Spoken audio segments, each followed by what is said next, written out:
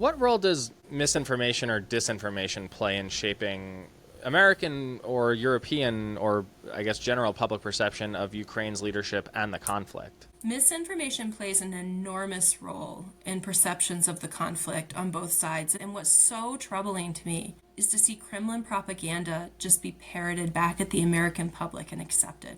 And to see it parroted by an American president and administration is enormously troubling and scary. So, misinformation is a huge part of this.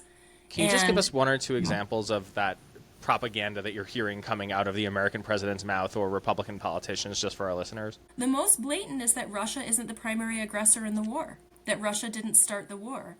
So saying things to Zelensky like you should have never gotten into this war, I think Zelensky agrees. Like Russia should have never invaded Ukraine, right? I mean that's the most blatant. Or that Zelensky's a dictator, which is utter nonsense. He was elected in a free and fair election in 2019 by a very large margin.